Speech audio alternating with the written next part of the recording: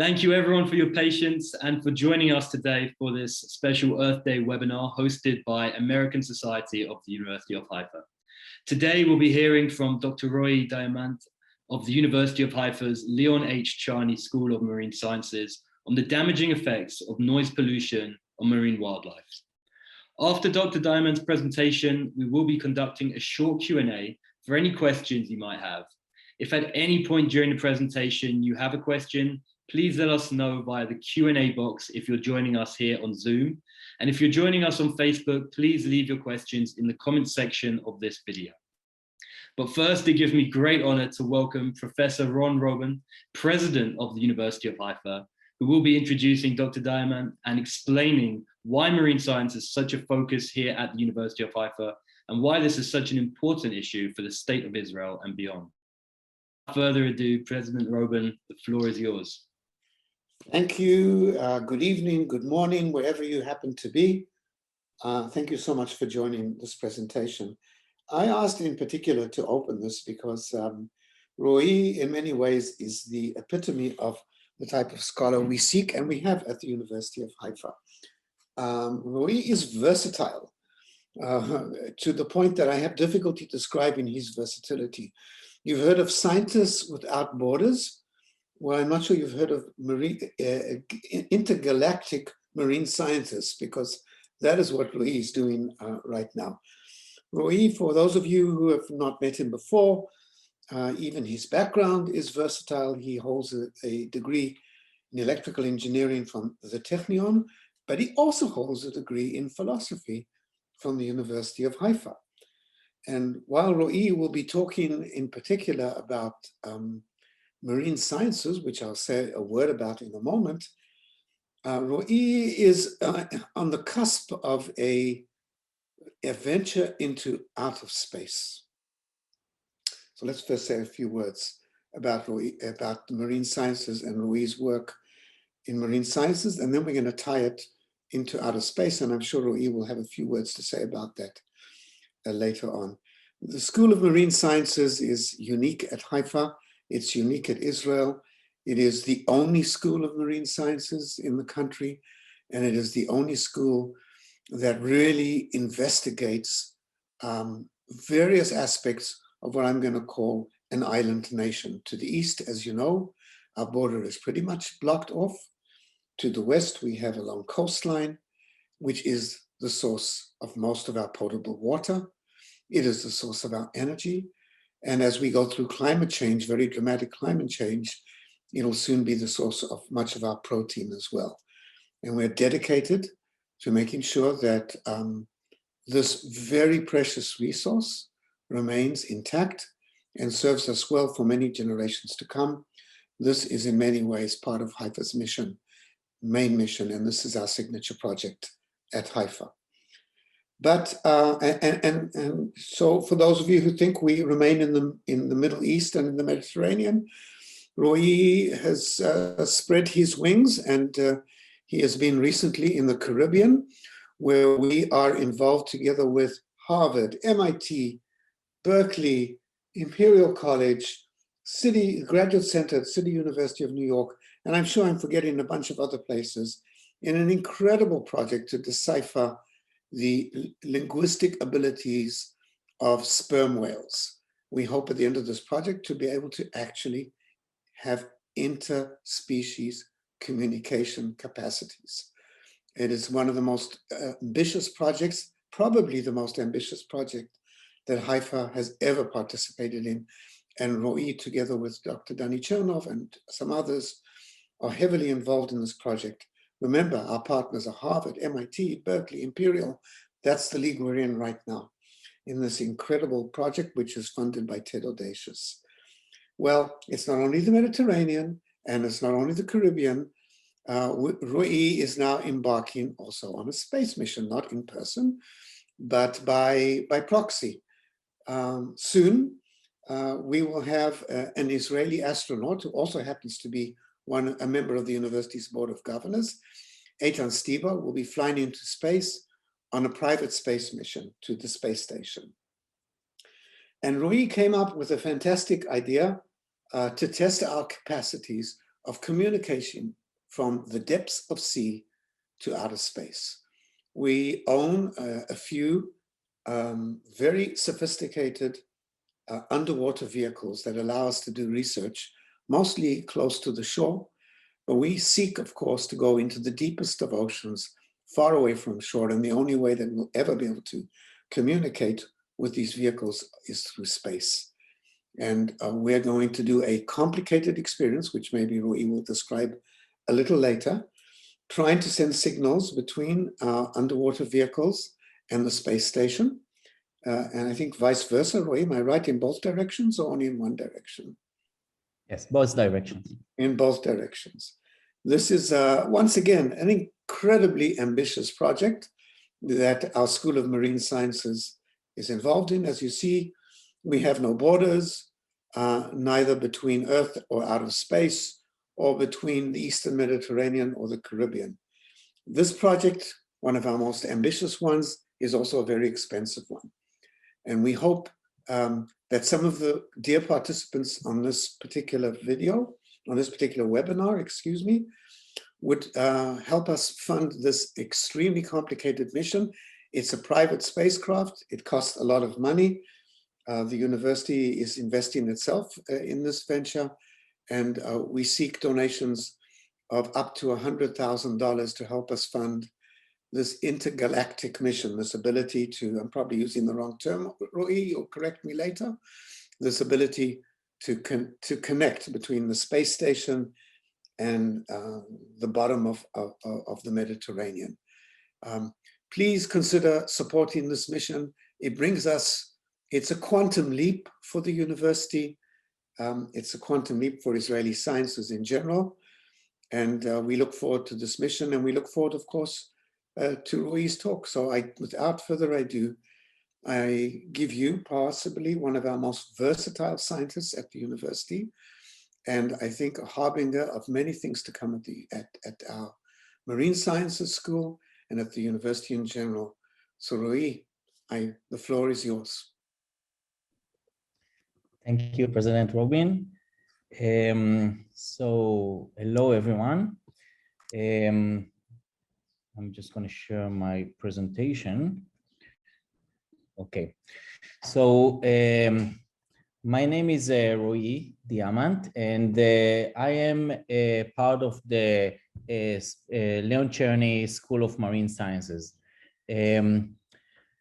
The school holds 4 departments. There is a Department of Marine Geosciences, Marine Biology, Marine Civilization, and since 2015, Marine Technologies, where I come from.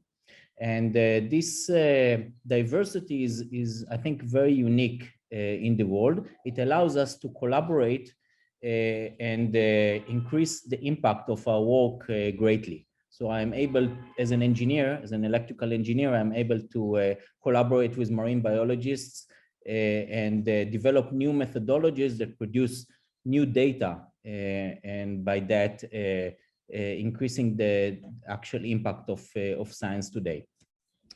And I'm leading the Underwater Acoustic and Navigation Laboratory. The work is kind of diverse. Everything that involves underwater acoustics is where we stand. And that involves communication, navigation, detection of things, classification, and measurements.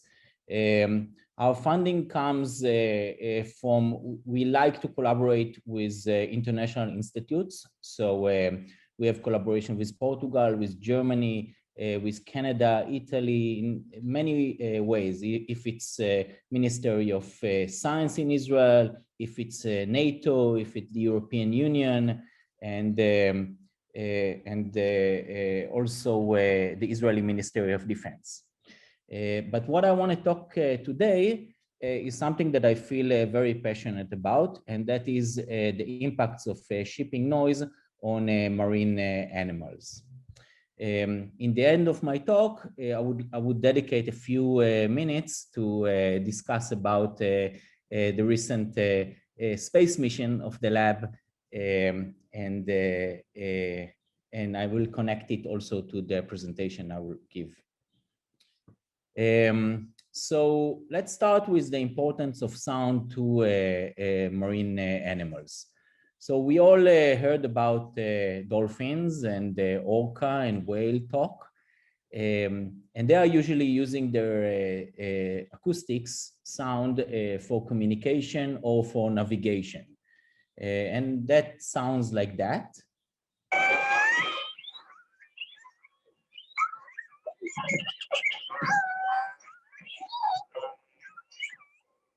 So that's a pod of orca off the coast of Vancouver Island. I did my PhD at the University of British Columbia in Canada, and I have lots of collaboration with them. What we call these sounds is whistles. Whistles are used for communication, but the orcas and also dolphins and whales are using clicks also for navigation. And that's very similar to sonar. But sound is also used by other animals. For example, to attract mates. We have this fish that's his way to attract mates. And also to defend the territory, for example, this toadfish. And animals use sound in order to find food. For example, the sperm whales. That's their echolocation, but also using the clicks, they are able to identify prey in the case of sperm whales, and also in the case of dolphins and orcas. So animals are using sound active for echolocation and for communication, and also passive. They are really great listeners. Animals are also using sound to hunt. For example, it deals a knockout blow from a distance by using its claw as a sonic weapon. First, its claw is cocked like a pistol, then fired. The effect is literally stunning. So, so as you can see, the variety of using underwater sound in the water is a great deal. You would be surprised that also corals are using sounds, and that's to also reproduce. They are also using sound in order to advertise themselves. For example, the shrimps are opening cleaning stations, and they are advertising themselves by transient signals, so that fish would know that they exist and come to their station. Of course, it is also used as a warning system. And what is sound? Sound is actually a disturbance in the medium. Sound is basically pressure wave that is propagated in the water and moving particles aside. Sound is characterized by the intensity or the pressure and by the frequency, and that is a function of the wavelength.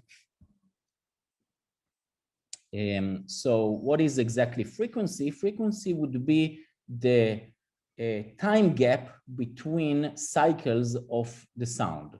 And we are talking usually about low frequencies, for example, here, to higher frequencies until we get to 880 hertz, for example. And I will show later on how marine animals are using the frequency in order to separate themselves in the soundscape. That is what we call chirp signal, and that is used a lot by dolphins. Chirp signals are characterized as a signal that its frequency changes in time, and it becomes very, very effective way to propagate signals across space. So let's hear a bit some dolphin sounds. We start with whistles.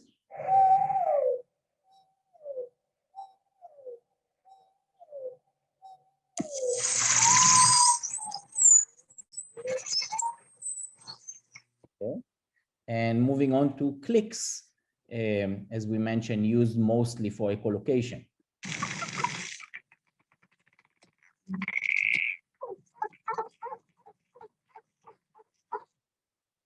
And it was a sea lion at the end. Dolphins in Israel are abundant. There are approximately 500 dolphins, mostly of bottlenose dolphin and common dolphin. That's how a bottlenose dolphin is heard. So the whistle is kind of submerged in the engine noise, and that's how a common dolphin is heard. And we are able to separate between the species by the sound they're making, the shape, the structure of the signal. As you heard at the beginning with the pod of orcas, when marine mammals are talking, it sounds like a cocktail party.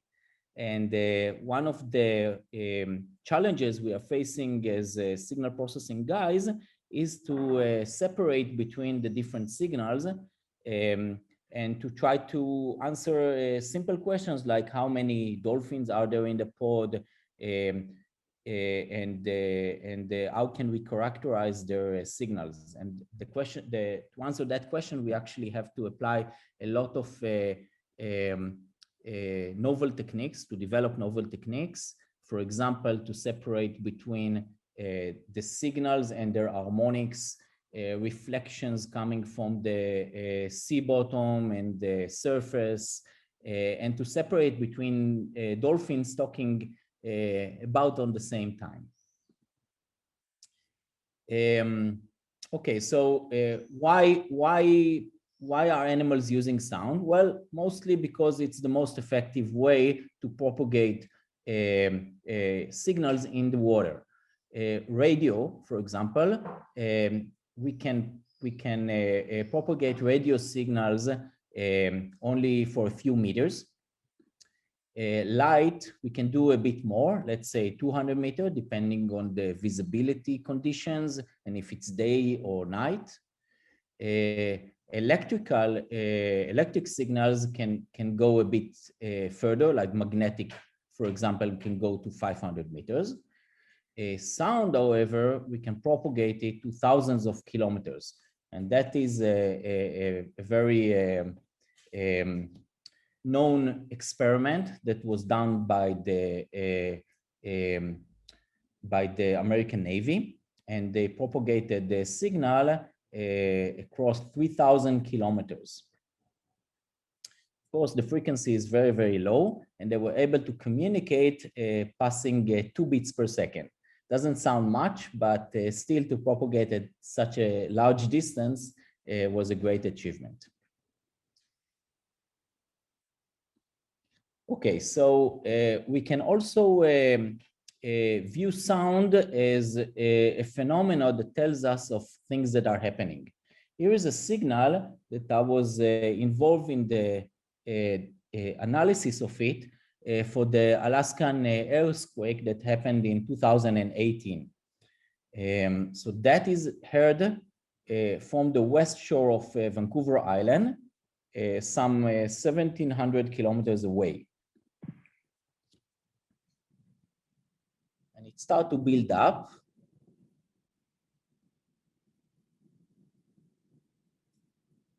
Till we hear it like a rumble.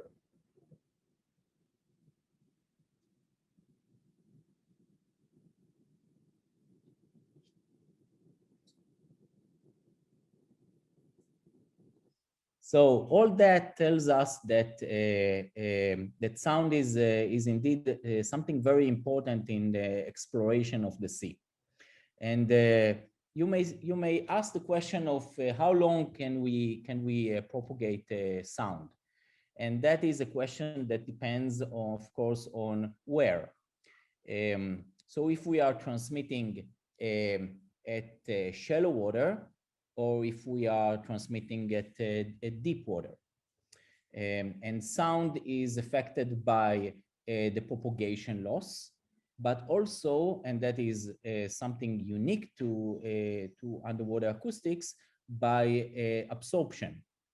Absorption in the medium itself. And that is because, as we mentioned, sound is an interference, a pressure wave that pushes the water. Sound is also reflected from the sea bottom or from the sea surface, and also from volume scatterers. And the way, and this is called refraction, when the sound waves are passing from one medium to the other, changing their phase. As a result, some of the intensity of the signal is absorbed, some of that is reflected back. And that is a very cool there is a very cool phenomenon called the deep sound channel. This phenomena occurs when the sound speed changes its trend. If we look here in this figure, it shows us the depth in kilometers and the sound speed in kilometers per second. And what we can see is that near the surface, the sound speed is around 1500 meters per second. Then it goes down, it decreases, and then at a certain depth, for some reason, it starts to increase again. And that is a function of the temperature and salinity and depth of the water. When we recall the refraction phenomenon, what that kind of break in the sound speed impacts on the reflection of the signals. So the acoustic signals, instead of reaching the surface of the water or the seabed, get trapped inside a sort of a sound tunnel. And the phenomena is very close in essence to a fiber optic. As a result, if we transmit a signal inside the sound channel, we can transmit data much farther than we are outside of the sound channel. That phenomena is used by whales a lot. We have evidence that they've been using these ways to communicate for a kind of half of the globe, and also by us, by submarines who are going down, finding the sound channels, and able to transmit signal while staying covert, because the signal itself is actually not getting out of the sound channel. Okay, so if I mention the submarines, that very busy slide shows us the effect of sound that humans have at the sea. So we are using signals for industry. We're using echo sounders in order to map the ocean, in order to penetrate the ground to find, for example, gas repositories or oil. We're using sound as a way to detect things, for example, by surface naval ships. We're also using sound to fish as fish finders, and to communicate. We are using it as countermeasures, for example, for detecting, finding submarines, finding scuba divers. And then finally, sound is a side effect of underwater construction. And all that is a very kind of known phenomenon. Some of the sound that we are making has physical effects on marine animals, for example, damage to soft tissues, and some of that have behavioral implications.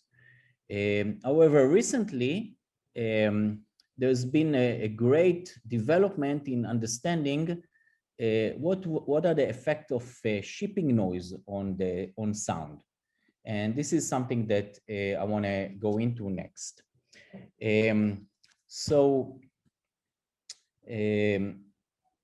That is a map showing the shipping routes in the globe.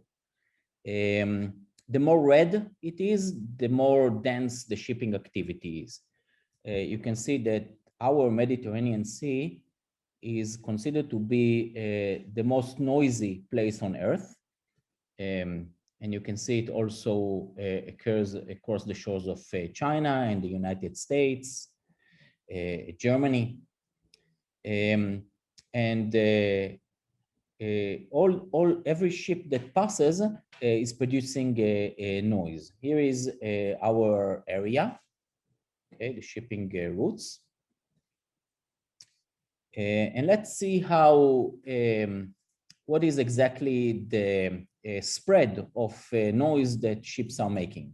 So here is a short video that we made tracking sound made by vessels in the Georgia Strait. The more you can observe the ships over here that are shown as some sort of a light, like a flashlight, and the lighted area, the yellow area, is the area around the vessel that is heard by the environment above a certain threshold. This threshold is set as a threshold that impacts marine animals. And you can see that as the vessel comes, they illuminate the area quite greatly. So even that many ships, not so much, are affecting the surrounding. This is a close look on the propeller of a vessel. And what happens is that when the propeller spins, it creates a low pressure area, and that creates bubbles. The bubbles are basically evaporating. They can kind of boil at ambient temperature, and when they explode, they're making an explosion sound. And the pressure of that sound for that many bubbles is actually very intense. Here is what happened to propellers that are not tuned properly. You can see it can really bend heavy-duty metal. Okay, so we know that shipping noise is affecting reproduction of animals, their ability to forage, social behavior. Sometimes if the animals is too close, it can damage it physically, causing injuries. And it affects fish stocks, it affects fishing, and of course, as a result, our food supply.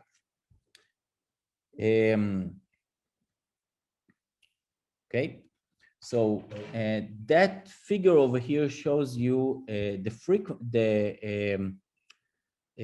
frequency in the x-axis over here in hertz of the different contributors to the soundscape. So the shipping is mostly located here below 1000 hertz, and that is occupied by a lot of marine animals, for example, whales, dolphins, and other types of fish that we saw before. About a year ago, I was part of a team that investigated an incident, a death incident for about 100 turtles that was swarmed to shore across the shores of Israel. And the turtles showed damage, soft tissue damage, also to the lungs. So that's a CT scan of some of the turtles. And also to an inner ear. The conclusions were not conclusive. So we're not so sure what happened, but evidence from other places in the world indicate that shipping noise may have such a catastrophic effect. So what are we doing exactly about noise? Well, we need to quantify a few things. We have to measure the noise, the ambient noise in locations, see how much shipping activity contributes to it. And then we want to measure the radiated noise from different sources. If it's man-made, if it's the weather like lightning, biology, and see if we can correlate between these sources and effects to animals. So in the end of the day, what we want to do is to see if we can set hearing thresholds. And that is something that was recently adopted by the IMO, which is the legislation organization in charge of all the shipping regulations in the world. What they are trying to do is to announce shipping noise as a source of noise pollution and force vessels to measure and to prove that their vessel is quiet to their size. Something very similar to the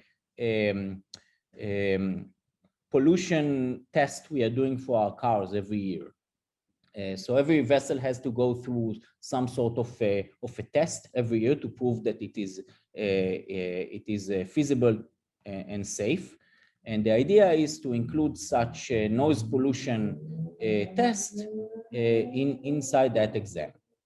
And what organizations in the world, the EU, the IMO, and others are now trying to understand is how to set the thresholds and the methodologies for such exams. So that's kind of where we stand now. I'm going to skip a bit because we are a bit out of time. The task of measuring noise for vessels is something not so easy. And the reason is that different vessels are making different noise. If we are looking at recreational vessels, or if we are looking at container ships, the definition of a quiet vessel is different. And this is something that we are facing. How can we identify that? And one of the solutions to that would be to characterize every vessel by its, let's say, average noise.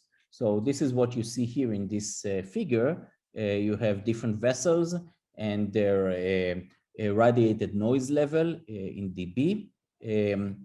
And you can see here the variation of the signal. So everything that will be below the average, we can define it as a quiet vessel. Okay, so I'm going to skip now all these and move a bit to see about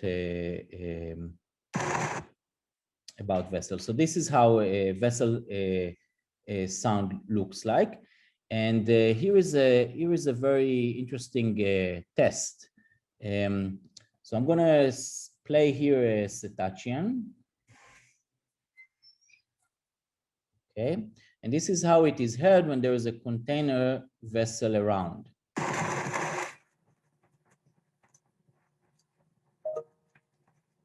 So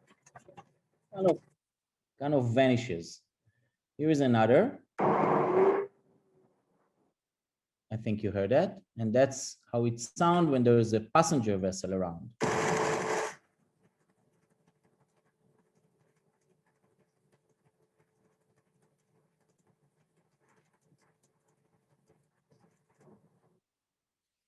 So how does that affect animals? So let's look at one specific thing, which is the foraging capability. There is a orca, it produces a signal. That signal hits a fish that it is prey, specifically the swim bladder of the fish, and that propagates back to the orca, and that's how he is able to identify that there is something around. And that table shows you how the range detection of the orca changes when there is a vessel around.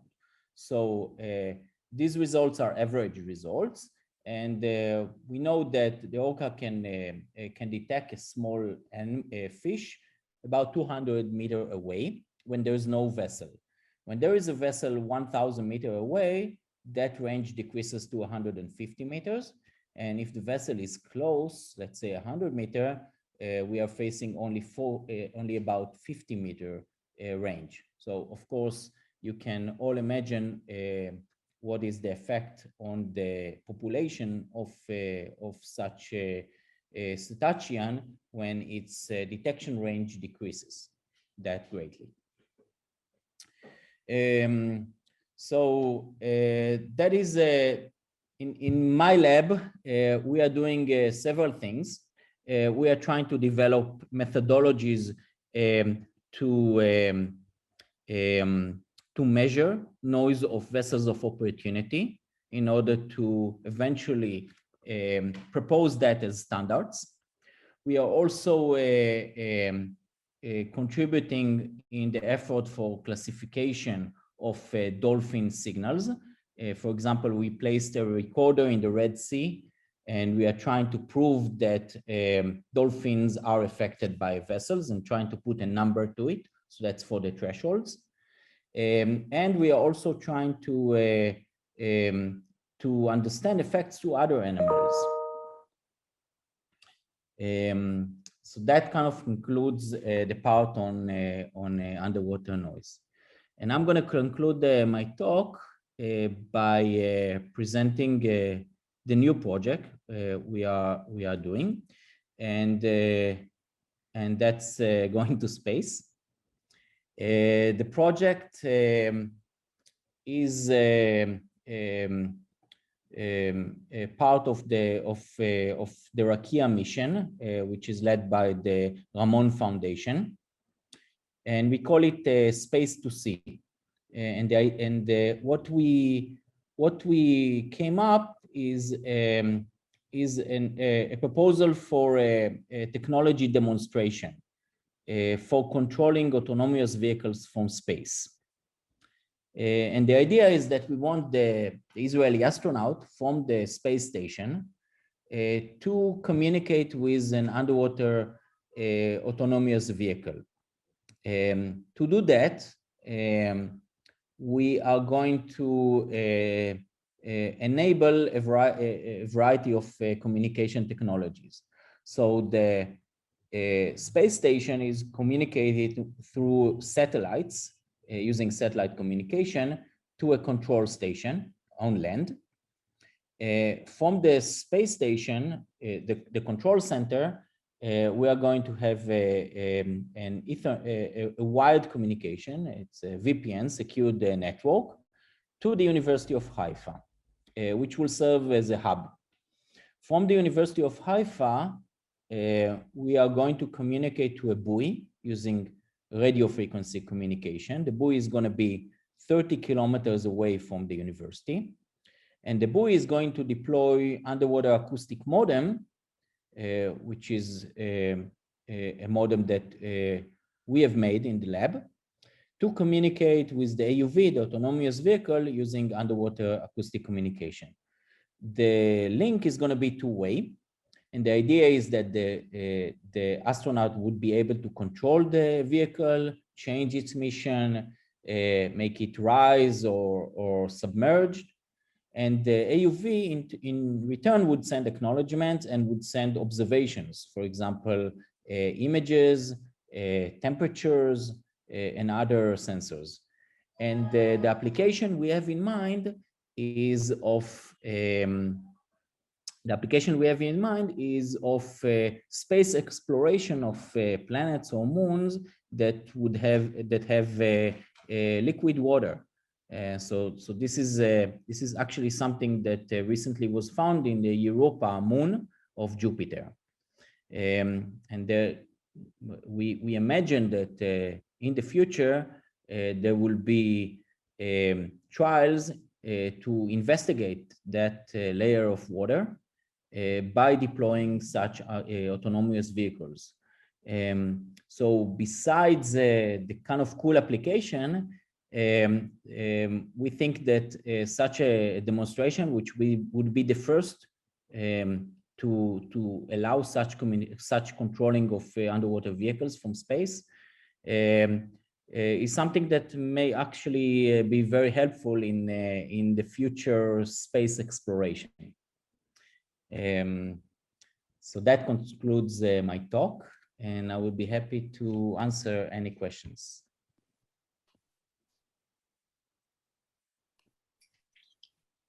Wonderful. Thank you so much, Dr. Diamant, for educating us all on this issue. Your presentation was fascinating. And of course, we do have some questions from the audience that I'd love to ask you. Again, this is a good chance for me to remind all our attendees that you can send your questions in via the Q&A box here on Zoom and in the comment section of this video on Facebook. So question number one, and it's actually a question that we had submitted beforehand, is that, you know, the European Union has adopted legislation to achieve healthy marine systems by 2020, including a provision to ensure underwater noise does not adversely affect marine life. What else do you think needs to happen on a governmental, corporate, or NGO level in order to reduce noise pollution? Okay, so I think that one way is to is through regulations. So that's what the European Union is trying to do, and also the IMU. But I think that maybe a more productive way, especially on the short term, would be to have positive incentives. And this is actually something that I was trying to push here in Israel with the local shipping authority. And that is to have stations that are measuring the intensity of vessels of opportunity and classify them to its size. So if we have a container vessel, for example, is it quiet or noisy? And if it's a quiet vessel to its size, we give it priority in entering the harbor. As a result, the ship owner is very happy. He gets to skip the line that worth millions of dollars. And they will use it as a positive incentive to quiet their vessels. We will also identify if the vessel is noisy and let the owner knows.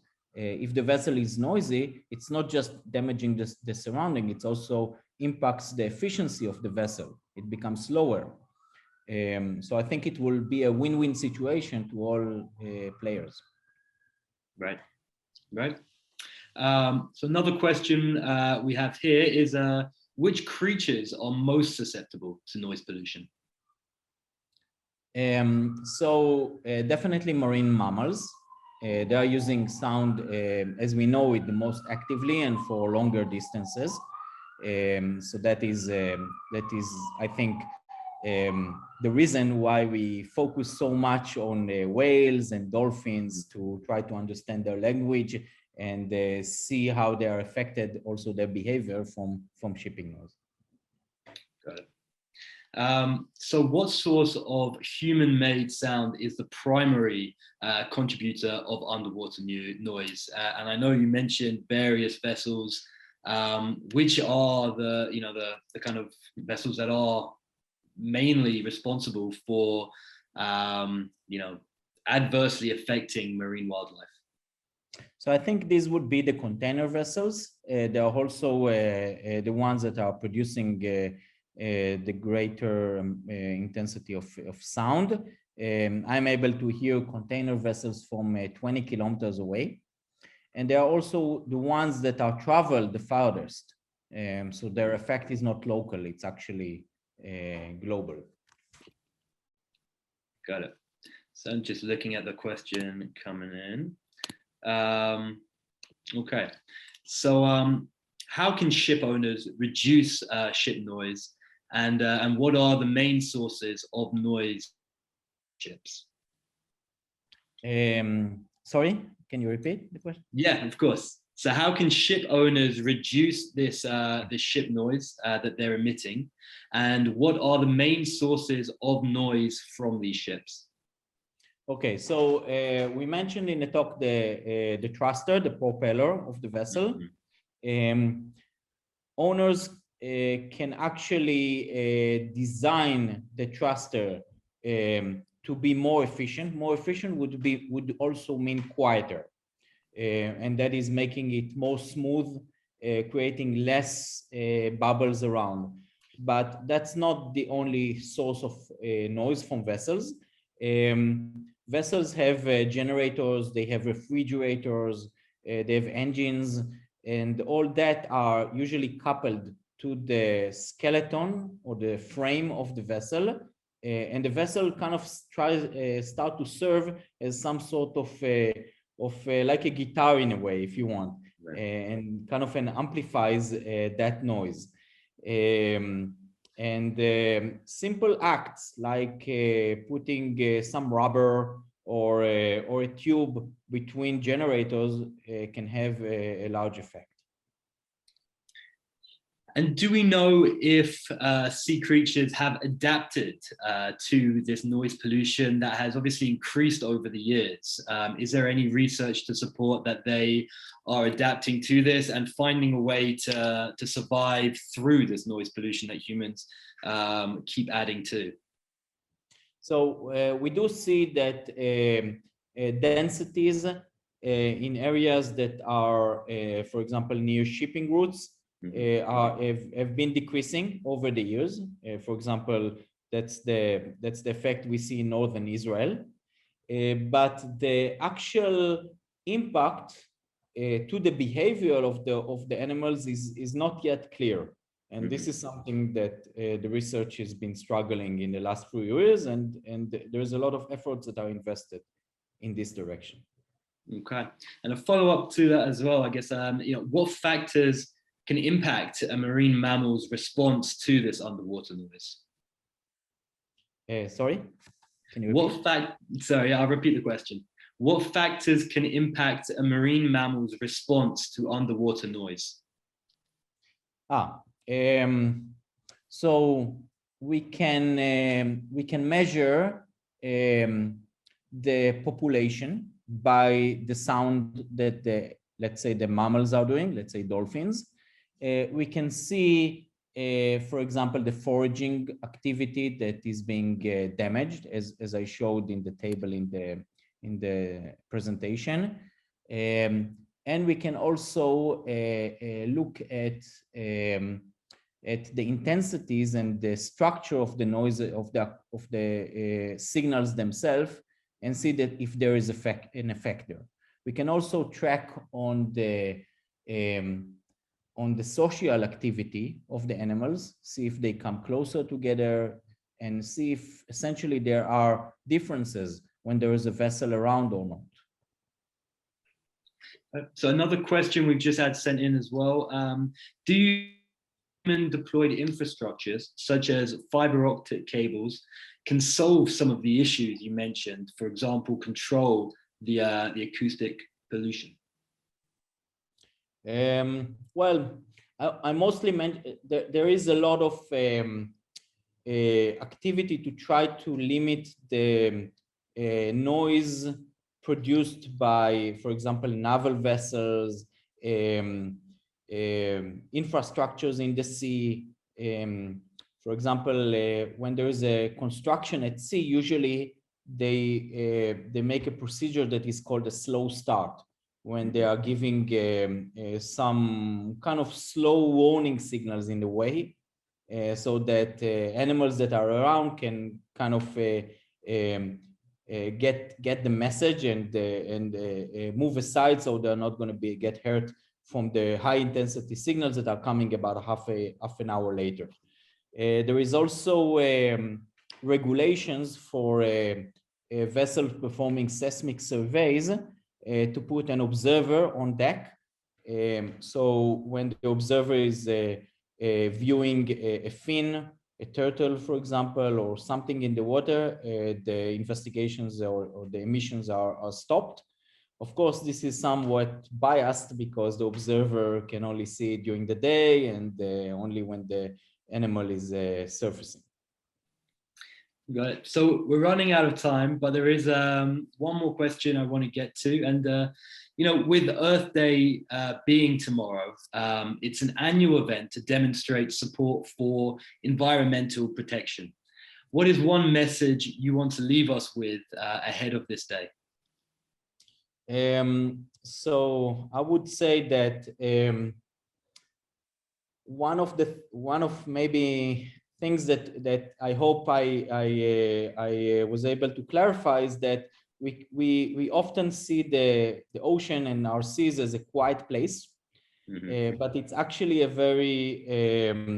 very dense environment in terms of the soundscape. Animals are using it as somehow the way we're using air as for our telephones, so to communicate, to talk to each other. And when we enter the sea with vessels, with sonars, and with construction, we are affecting things. While we are not hearing it because we are outside, the effect is there. So first of all, we have to be aware of that. Right. Great. Well, I'm afraid that's all we have time for today. If you have any questions that we weren't able to answer, please do reach out to us at info@asuh.org, and we'll be happy to address them at a later date. Dr. Diamant, I want to thank you on behalf of ASUH and all our guests today for your fascinating presentation and for all you do on a daily basis to support Dr. Diamant's vitally important work, and indeed all projects at University of Haifa's Charney School of Marine Sciences. Please visit asuh.org/donate. Your support helps the university continue its life-changing research in marine sciences and throughout a broad range of disciplines. Thank you all for tuning in and for your continued support.